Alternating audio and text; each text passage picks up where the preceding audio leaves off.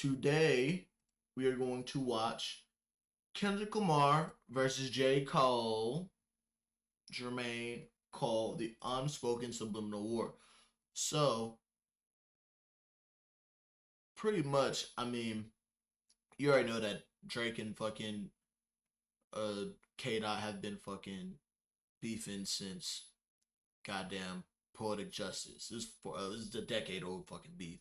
But I didn't know that fucking Jermaine Cole and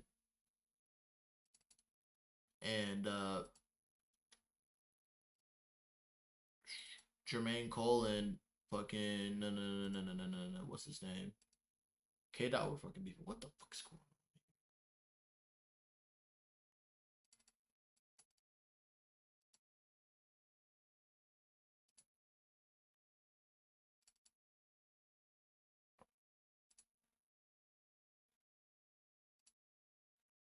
There we go.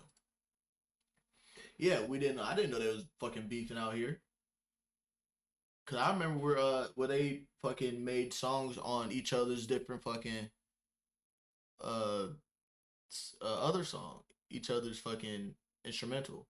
But that was a while ago. And I remember there was a whole fucking thing where people thought that they were supposed to make a collab album together, which never ended up happening. You know, I was getting hyped for it, but I should have known that, you know, people just out here just talking shit. But you about to get into this, see what this is about, and I'm about to fucking munch on these motherfucking oatmeal raisin cookies because they fucking calling my name. They straight up just caressing and loving on my nose. I love the aroma, so I haven't had these in a fucking fat minute. So here we go. Kendrick Lamar and J. Cole have been at the top of the food chain for a very long time, and even in 2024, the battle for that #1 spot is still very much alive. Now, you guys really loved my video where I broke down all the Kendrick and Drake disses, but something that gets overlooked is the ongoing and current back and forth between J. Cole and Kendrick. So that's what this video is about. Now, keep in mind, some of these bars are speculation, but some of them are pretty obvious. Alright, so J. Cole and Kendrick's relationship goes way back to before they even released their freshman albums. Now, J. Cole did have a head start as he signed with Hove in 2009, and when he signed to The Rock, he dropped 2 amazing mixtapes. I was definitely a massive fan of both of those tapes. In fact, the outro track that I use on every video that I make is from Friday Night Lights. Good to see it edited correctly. Hey, what's the dirt? Bitch, I'm about to blow up! And Blow Up is exactly what J. Cole did, and due to that mixtape run, he found himself on the 2010 XXL freshman cover. I got the keys to my Beamer with no beanie, man. And as fate would have it, J. Cole shared that cover with an LA artist by the name of J-Rock. Bring your best 3, I eat them like Nookie and give them hysterectomies. Check out this cover though, we got J. Cole. I didn't know they did old XXL fucking freestyles like they did, like how they used to hide, you know, like mafia snitches or other snitches who didn't want the identity fucking given out. That's fucking crazy. Nipsey, Wiz Khalifa, Freddie Gibbs, Big Sean. They don't make them like that anymore.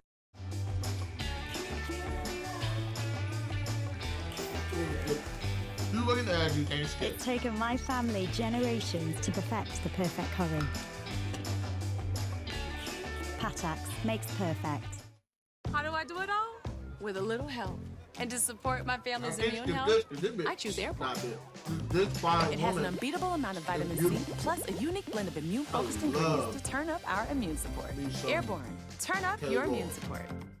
J-Rock just so happened to be signed to TDE, which was the same label as Kendrick, and it was at that freshman cover shoot where Cole and Kendrick met for the first time. But at the time, Kendrick wasn't really buzzing, so J. Cole didn't even remember meeting him. It wasn't until months later where Cole saw Kendrick performing at a party, and he was so blown away by his skill set that he decided to approach him personally just to let him know that he was really dope. When I saw him, I was like, what? When I heard him, I'm instantly like, I'm looking at Eve like, yo, this nigga's crazy. Like, I gotta go let him know that he's ill. So they meet up, they exchange contact info, and then Kendrick would send Cole 2 different tracks. He sent me pussy and Patron. Cycles of a starving artist trying to go beyond the margins, maintaining my modest as I dream. And he sent me, Cut You Off. I'm trying to surround myself with people that inspire me. And I was like, yo, this nigga, I'm with this nigga, like, yo, I want to sign this nigga. And at this point, anyone with half a brain can see that this guy is definitely special. So Cole, being a producer, starts to hook Kendrick up with beats. And it will be one of J. Cole's beats that will go on to be Kendrick's big single for Section 80, High Power. Visions of Martin Luther staring at me. Now, it was at this point where the two decided that they were going to take it a step further, and they started planning a joint mixtape. So y'all are See? Oh, yeah. actually working on that. Yeah, we were. And I like this dude. I watched this shit, this video about Drake and Kendrick's. Yeah, Drake and Kendrick's beef. And there's a bit of shots at each other. Yeah, I was back like 2 or 3 years ago. Working on it. Okay, because in an MTV interview, J. Cole was quoted as saying, "Me and Kendrick are doing a whole ridiculous thing together that's gonna tear up the world." how many records did y'all do? We got maybe 4. One of the songs that they did record was called Temptations. Now, it would never get released, but Kendrick did preview a snippet at a Section 80 signing. Starting off with a Quavo, house in the Dago. Now she ride a nigga dick just like she owned it. And I mean, it's pretty clear from even the snippet that Kendrick bodied Cole on this track, and even Cole admitted that. Another one I got is this song we got now called Temptations. But when I gave him the beat, it already had my verse on it. I was just like, yo, I got this crazy beat with an ill verse on it, you know what I'm saying? Just do with it. Yo, when I tell you, you should never give a nigga like Kendrick Lamar home court advantage. And it was during that in-store signing where Kendrick previewed another song with J. Cole. Change for that fame, how some niggas turn sellout. Kendrick, while I stare inside the solar system. And they would record a bunch of other records for this project, but unfortunately, none of them would ever get released. And it wasn't until 2012 that we would hear them both on the same track, and that was on a Trey the Truth remix. Eternally grateful for the support, made the cover of the Source. Your hustle was nominated, anonymous, and you faded. And just 1 month later, they're both on the same track again, which was a DJ Khaled record. Hennessy for my enemies, niggas know I'm taking a spot. That means I've been about it, and this is the realest shit I ever wrote. Look, if you're subscribed to my channel, I'm gonna assume... See, I didn't know they was already on 2 songs together. Of course, it's not even on their own terms. Well, it is on their own terms, but not on their own joint single venture. It's on 2 DJs and producers' albums type shit. But nah, that's crazy. I've been waiting for them to release their fucking album and shit like that, but that's probably why I haven't heard them being on the same songs together. That you like to smell good. And if you don't smell good, no worries. My friends over at Scentbird got you covered. Scentbird is a fragrance subscription company, sprays and eats a whole bunch more. Did a lot. So it Was the one to follow. Storm when he released is aware for subscription. And thanks again to Scentbird for sponsoring this video. And as everyone is aware, 4 months later, Kendrick took the world by storm when he released Good Kid, Mad City. I used to be jealous of him to follow. He was the one to follow. And on the day that Good Kid, Mad City dropped, J. Cole posted a tweet saying, "Listen, go buy Kendrick Lamar album right now, twice." Then it was on the very next day where Cole was signing albums at a Best Buy in Compton, and he posted, "Cole popped up at Compton Best Buy for the signing. Dolo. Dudes don't do that. My homie for real." I've seen stories like this before where it's like, J. Cole will be spotted in New York, like riding a bike by himself, no security, just minding his own business. And it would appear that J. Cole was in LA for more than just a visit, as a few days later, Kendrick posted a tweet saying, "Me and Cole was in the stew last night." And with all that said, a couple months later, Kendrick would release another song produced by J. Cole, The Jig Is Up. However, it was now time for J. Cole to shine, and he quickly dropped his sophomore album, which did have a feature from Kendrick.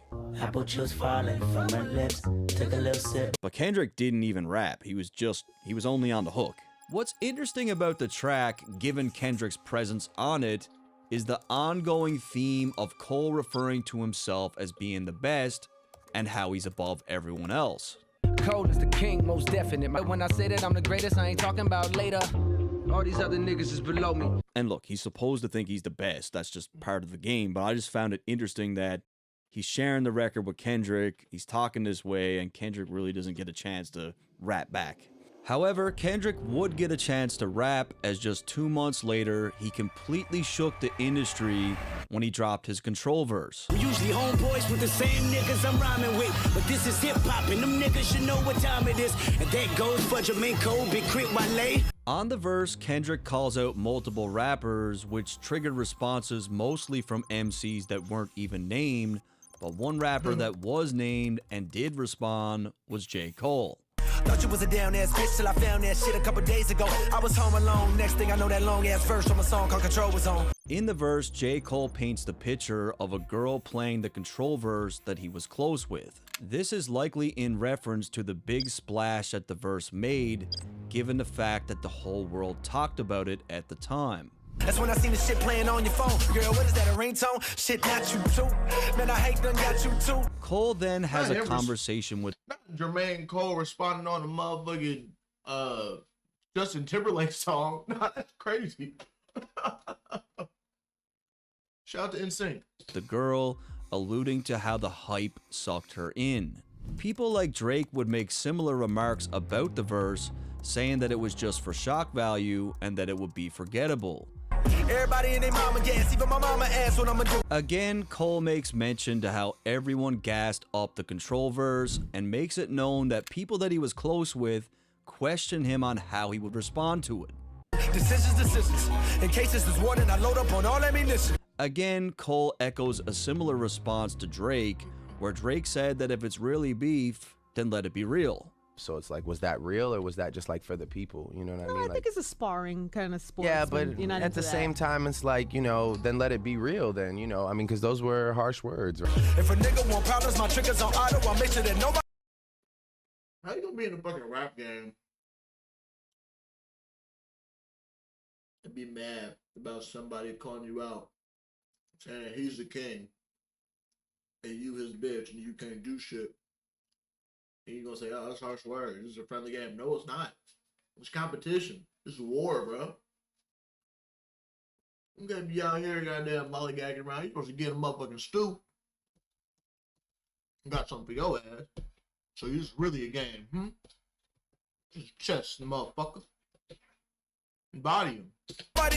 So Cole is really letting Kendrick know that if he wants to make this thing real, if he wants to take it there, that he's ready for war. The last line where he states that he's going to make sure that nobody misses him appears to be a direct response to Kendrick's verse when he said this. I got love for you all, but I'm trying to murder you niggas. Trying to make sure your core fans never heard of you niggas. They don't want to hear not one more noun or verb from you niggas. So J. Cole is saying, I can make you disappear. It's critical to note that when the Control verse dropped, Cole felt obligated to reach out to Kendrick directly to try to make sense of what it was all about. I had to have a conversation with him. So I just had to find out for myself, like, yo, what? You came at me, dog? What's that? And Kendrick did explain on many occasions that his relationship with J. Cole did not change as a result of that verse. Specifically, where are you at, like, with the J. Cole? Specifically, where are you at with a Drake or so on and so forth? I respect their music, for sure. I respect them as individuals and creators. And Kendrick seemingly wasn't lying, as some months after the Control verse, P. Diddy allegedly tried to pour a drink on Kendrick at a party. Diddy was in a drunken state and was pissed off about Kendrick's King of New York line, and J. Cole defended him. It was Cole's intervention that led to the infamous scuffle between himself and Diddy. I mean, anyone out here getting in a fight with J. Cole, of all people, you're clearly just a massive piece of shit. Let's just call it for what it is. That verse even led to the fight with Puff and Cole. J. Cole would mention the fight years later on a track called Let Go of My Hand. My last scrap was with Puff Daddy, who would have thought it? As far as award shows for the year, Kendrick cleaned up with BET, winning Lyricist of the Year, MVP of the Year, and Album of the Year, all over J. Cole. Kendrick also clinched the #1 spot for MTV's Hottest MC, and J. Cole didn't even make the list. with MTV, man, because you did not make the freshman. Man, or not the freshman list, but the hottest MC list. Right. Inexcusable. It man. is inexcusable, man. I'm like, this dude's got a gold album. Like, what do you? Platinum single, gold album, Grammy nominated. You know. You gotta kind of be like, come on, son. Like, word. Yeah, it was. It just let me know like what that whole thing was. And I normally take these lists with a huge grain of salt, but I do think it's important to highlight just how many times Kendrick has won over J. Cole, because I feel like that feeds into the chip that's on J. Cole's shoulder in recent years. To further confirm that the two were still on good terms, they celebrated Cole's birthday in New York together, and some months later, J. Cole brought Kendrick on stage while he was on tour in LA. Ever felt trapped by endless ads while watching your favorite videos? Yeah, there's a way the out. irony of them. However, there's ads about how to get rid of ads. Crazy.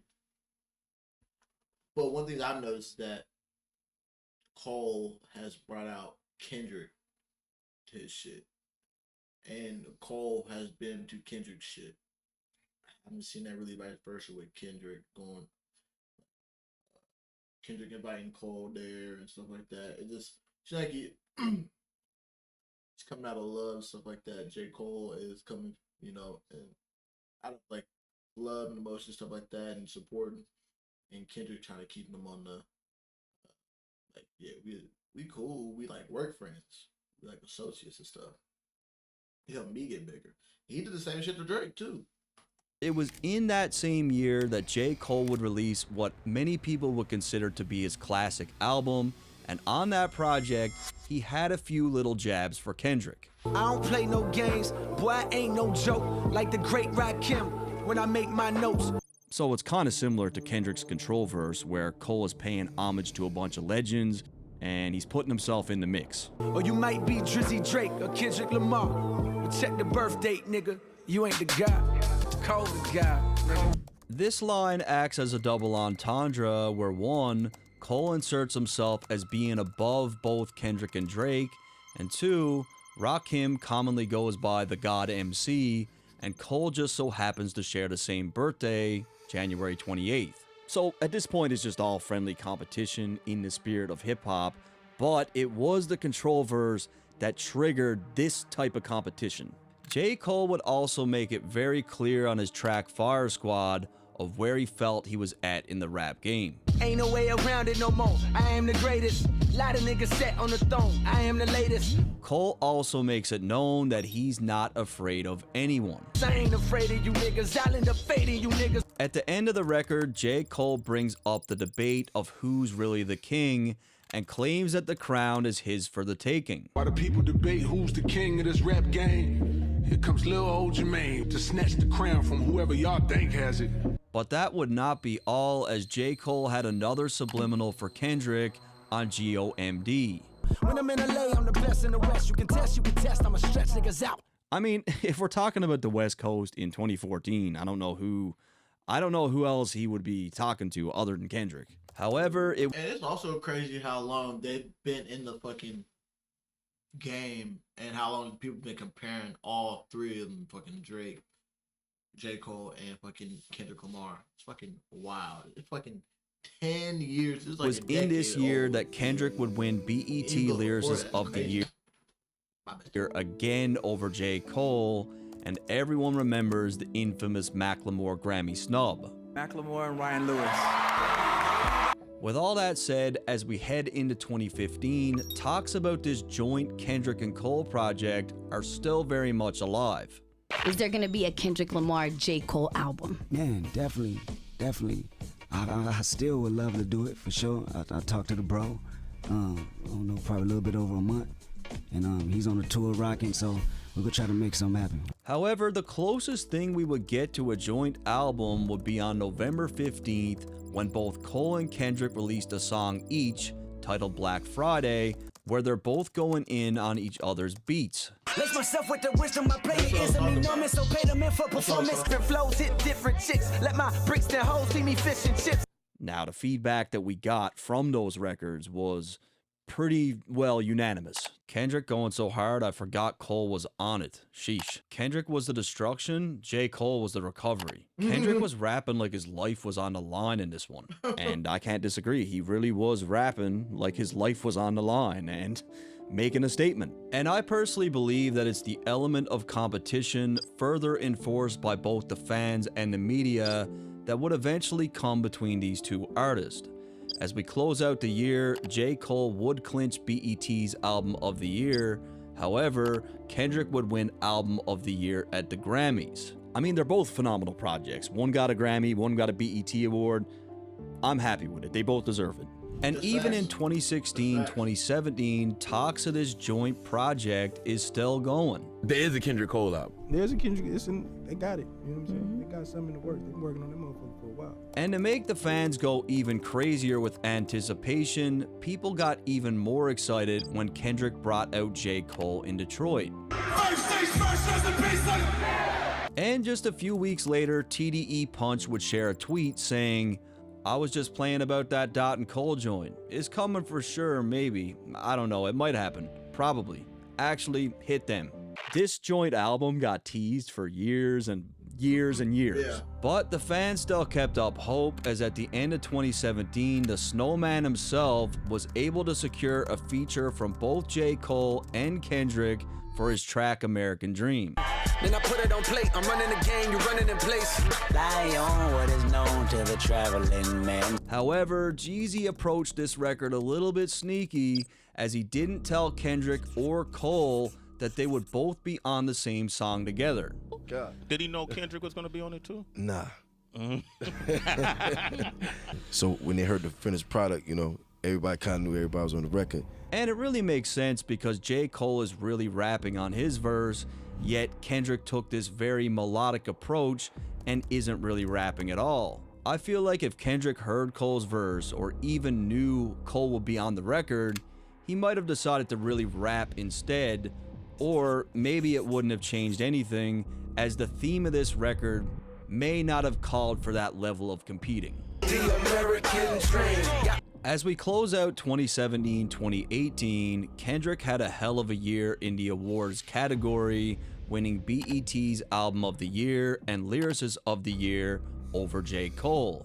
Kendrick would also win several Grammys, but most noteworthy, Rap Album of the Year, and we can't forget that he was the first hip-hop artist ever to win a Pulitzer Prize. Awarded to Damn! Hold on, let me go. Damn by Kendrick Lamar. What? That's crazy. See, if I was J. Cole, nigga, I would have beef with him too. I would try to out-rap that nigga. This nigga getting awards. Everybody saying that Kendrick is cooking him. They said Kendrick was cooking him on his own beat. Like, this is wild. Oh, God. And now we get a line from J. Cole where he voices his opinions about the Grammys. The streets don't give a fuck about the Grammys. At the time, Cole had 7 Grammy nominations with 0 wins. Yeah, and then we got Kendrick cleaning up. He had like 12 Grammys to his name. You could take this line however you want. And it will be at this point where J. Cole finally shuts down the idea of a joint project and basically says that it's not gonna happen. That's not a real thing. That's like some fantasy thing. It's not. It didn't come from nowhere. It came from us. Yeah. You know what I mean? But it's not like it's something that's actively happening. And as time goes on, we get nothing but non-stop comparisons and questions of who's the better rapper. Who's the better storyteller, J. Cole or Kendrick? Greatest rapper of this generation, J. Cole or Kendrick? Who's the better rapper, J. Cole or Kendrick? And at the time, the overwhelming majority would say that Kendrick was the better rapper. However, outside of a Black Panther soundtrack and a few features, Kendrick is very much absent between the years of 2018 and 2021, and while Kendrick has his feet up, we see this epic shift in J. Cole, where he begins to reshape the narrative of who's the best. Niggas been counting me out, I'm counting my bullets, I'm loading my clips. Kill them strangers to the blunt smoke, gun smoke. You niggas don't want smoke, no guts like that swisher, we just smoke. Okay, no problem, I show up on every one album, you know what the outcome will be. From this day forward, I move with a new ferocity. Yeah, I'm the GOAT, no nigga don't at me. Put on your coat, the world gon' get colder. This is my year, don't say I ain't told you. This is my year, don't say I ain't told you. Something changes with J. Cole. 12 features in 2018 and 16 features in 2019, and he pretty much smoked them all. Now, the very last time these two will be heard on the same record was on Dreamville's Under the Sun, where Kendrick had an uncredited hook. I woke up for some money. And even in 2020, fans are still talking about this Kendrick and Cole project, and this time, TDE Punch totally shuts it down. One fan posted, "I want Lamar on an EP with Cole." Punch responded, "That's never going to happen." Another fan then asked if they were maybe planning something bigger than an EP, to which Punch responded, "0 tracks, not happening." So what was one? Bro, this dead ass was like the early, ish rollout to Utopia before Utopia or something like that. You know, obviously Utopia came out and shit like that. That's what I'm comparing it to, because everybody just wanted it. You couldn't wait. And that'd be hilarious as hell if, and like, you know, with the midst of this stuff, and I'd say towards the end of the year or something like that, or maybe next year, they surprise drop the fucking collab album, bro. That'd be hilarious. They would. Once a maybe is now but what if they did? Just a very stern no. However, it would appear that even after all the work J. Cole put in, it still wasn't enough, as he was still being cast aside when compared to Kendrick and Drake. Cole got rings, but I don't put Cole one of the greatest. He's one of the greatest. I don't put him on the level of Drake and Kendrick. Being as competitive as he is, I feel like these opinions begin to bother J. Cole, and it helps to mold the hungry artist that we've seen in recent years.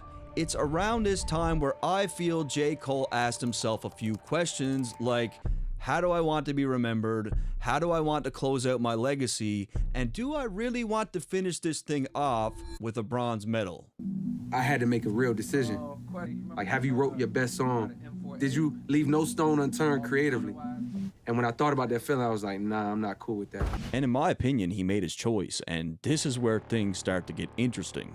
Fans started to speculate that J. Cole took subliminal shots at Kendrick on his album The Off Season. Big stepper, nigga don't get stepped on.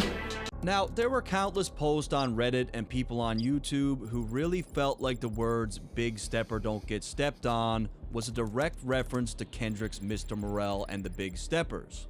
However, Cole's track came out 11 months before Kendrick's album title was even announced. Yeah, that's why I was confused. I was like, didn't that come out way before fucking Kendrick's Big Stepper come out? And I was like, yeah. Unless J. Cole had some inside information about the album title, I'm not sure how this theory holds much weight. I mean, you guys could tell me what you think. I'm all for speculating, but to me, it really gotta make sense. In 2021, J. Cole would address his position of being in third place on a track titled Heaven's EP. Some people say that I'm running third. They threw the bronze at me. Behind Drake and Dot, yeah, them niggas is superstars to me. So J. Cole acknowledges that many people consider him as being number 3, but instead of tearing a strip off Kendrick or Drake, he tips his hat to them, complimenting their place in hip-hop. The tale's official. The best nigga breathing it just failed to hit you. You couldn't tell cause you fell for the bells and whistles. However, Cole makes it clear that the fans got his ranking fucked up and calls himself the hardest in the game. He goes on to explain that the people fell for the bells and whistles. This could be alluding to the many times that he got snubbed during awards, or the fact that he's been known to do very little promo when it comes to rolling out his albums. There's just nothing flashy about J. Cole. He just looks like a normal... He knew he just dropped it off his albums and with no promo, bro. I remember KOD came out, I was like, oh shit, KOD? Yeah, that's crazy. And then Fallout just came out, what the fuck? That just came out out of nowhere type shit. And yeah, it's crazy. Fucking dude. And very seldom is he in the media unless it's for his music. Too much hunger, it's no wonder these niggas can't keep up. So saying yes to a feature just means I'm about to eat lunch, bitch. In the first line, Cole references just how hungry he's become for that #1 spot, and in the second line, he alludes to the fact that every feature he does, he wraps circles around the artist requesting it.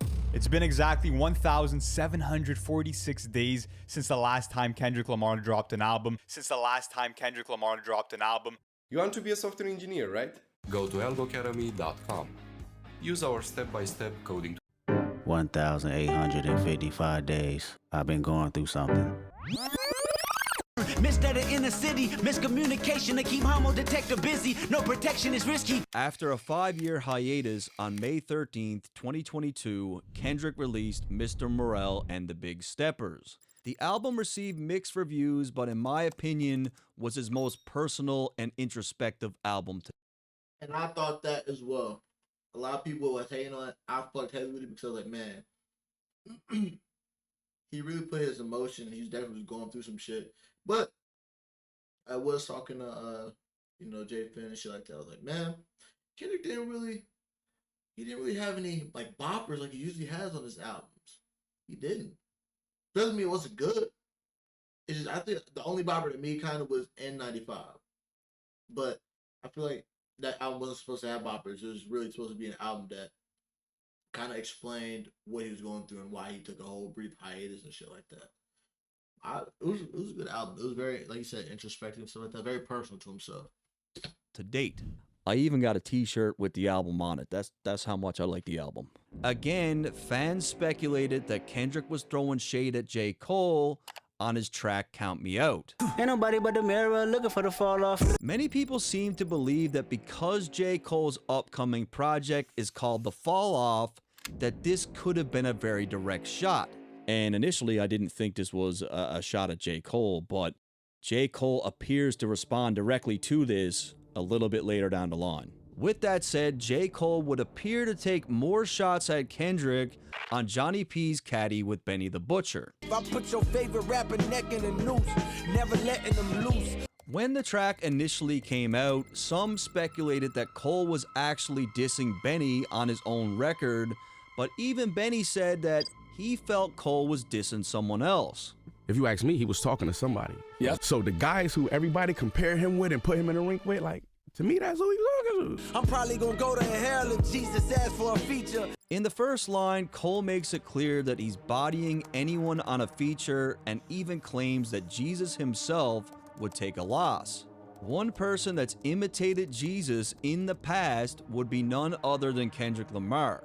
Some see the glass is empty, I see a glass full of ether, collecting his bread and mash like he a Catholic preacher. This line appears to be a reference to Kendrick's music video for Humble, where Kendrick is dressed up as a Catholic preacher, and you could see the empty glass and bread sitting on the table. Cole makes it clear that he sees a glass full of ether, which could be a reference to Nas's infamous diss to Jay-Z. Oh God, the best rapper alive, headshot. J. Cole ends off the verse to state that he's the best rapper alive. I'm the best rapper alive. I'm the best rapper alive. I'm the best rapper alive. I am the greatest rapper alive. Now go and ask the best rappers that died. They tell you he never lied. So damn great, motherfucker, I've died. And I gotta agree with Benny. I do think he is talking to someone, and that someone, I feel like, is Kendrick Lamar. However, in my view, one of the most obvious and direct shots to date would come on J. Cole's track, The Secret Recipe. Niggas fake, progressive, and woke. I started saying less. I had to stop it. Peeped how they profit off of racial stress. It's no secret that the themes within Kendrick's music often reflects on racial tension and the struggle that comes with it. Drake more or less labeled Kendrick as a grifter in the past, and I feel like J. Cole is taking a similar stance. Studio steppers moving extra on songs fake and rep. The first line appears to be a reference to Kendrick's Mr. Morale and the Big Steppers, where Cole calls him out for faking the funk when it comes to the message in his music. Niggas making threats and I laugh, that's cause you ain't a threat. Don't ask how I feel about no rappers, shit they okay I guess. So again, J. Cole. You know what I find very cool? Not cool, but what I find very interesting about this, how J. Cole and Drake Well, I don't even want to talk about Drake because this is between J. Cole and Kendrick. How J. Cole, he pays attention to the stuff that Kendrick says in his rap and stuff like that. He like goes in and his penmanship with it kind of, he attacks him with subliminals, using the subliminals he used on his own shit. But it's rap though. I mean, you gotta pay attention to your opponent to go about it. That's how you battle.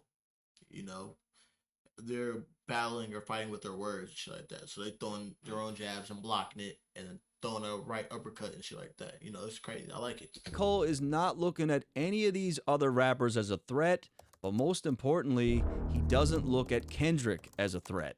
Smoking on your top 5 tonight.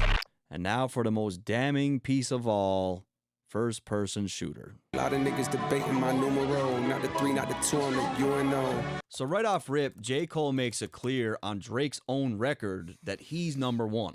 Numero UNO, me and Drizzy, this shit like the Super Bowl, man. Now, when J. Cole refers to himself and Drake as being the Super Bowl, what two teams make it to the Super Bowl? The two best teams. By inserting himself and Drake as being the best, J. Cole is essentially omitting Kendrick from the equation entirely. Like a kid that had bad from January to November, nigga, it's just you and Cole. Again, Drake supports Cole's previous Super Bowl analogy by stating that it's just him and Cole in the running. I'm naming the album The Fall Off. It's pretty ironic cause it ain't no fall off for me. And now we get back to Kendrick's line on Count Me Out with his reference, nobody but the mirror looking for the fall off, and Cole makes it clear that there's no falling off for him. Love when they argue the hardest MC. Is it K-Dot, is it Aubrey or me? Okay, so he mentions Kendrick and Drake, but we the big 3 like we started a league, but right now I feel like Muhammad Ali. So this is very much a backhanded compliment. He calls himself Muhammad Ali. Now, who's Muhammad Ali?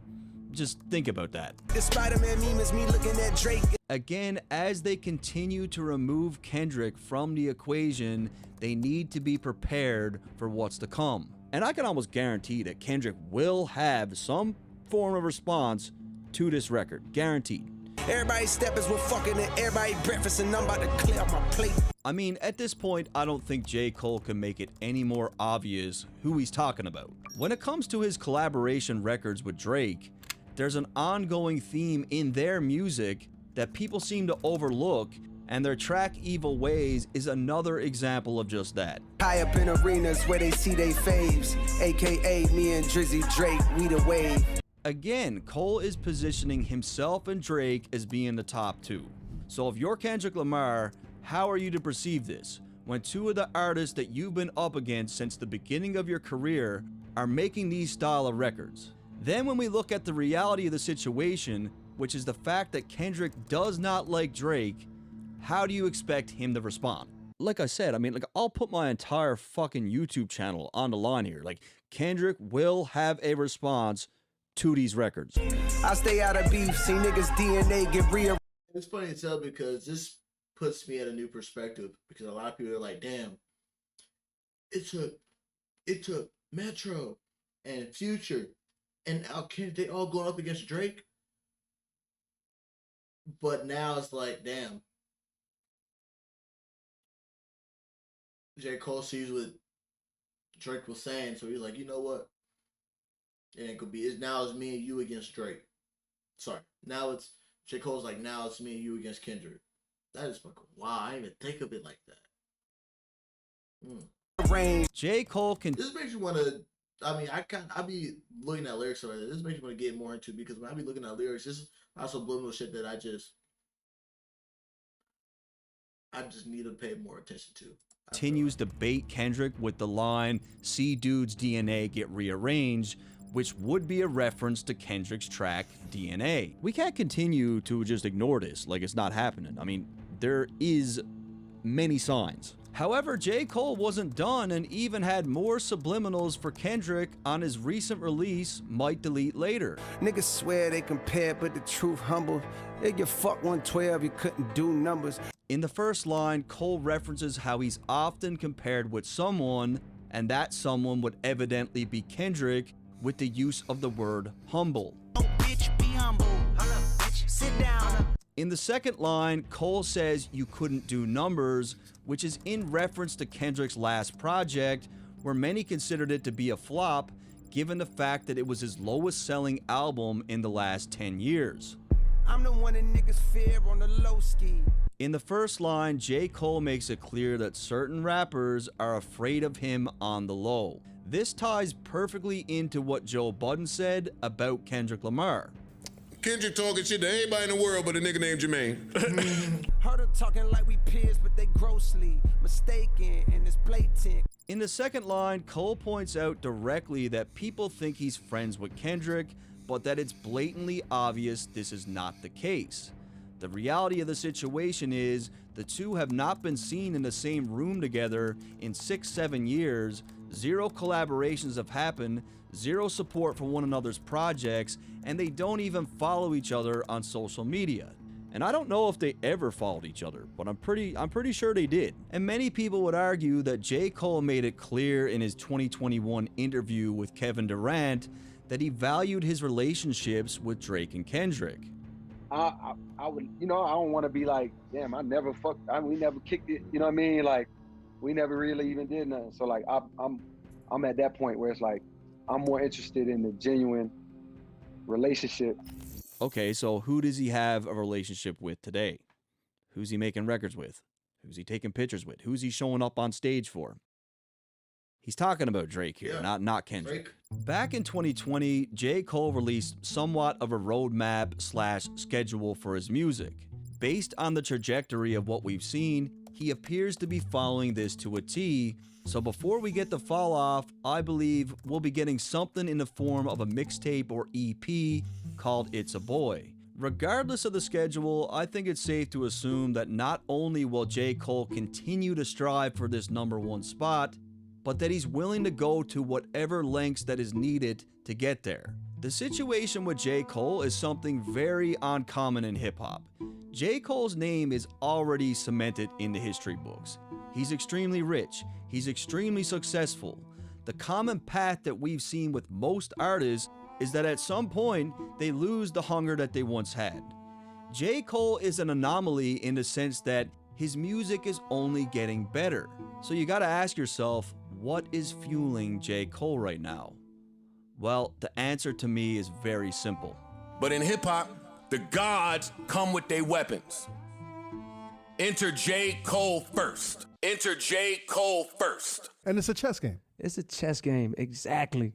It's a chess game. And by the way, guys, when it comes to a company like Scentbird, for example, I'm trying to find a few key brands here for the channel that not just work for me, but work for you guys too. So yeah, I think you'll like them. Shout out to Scentbird. The guy did a good job. He did. He did a good job with that. It came across my feed. Good to see it edited correctly. Here, what's the dirt? Bitch, I'm about to blow up. Say what? Bitch, I'm... That was good.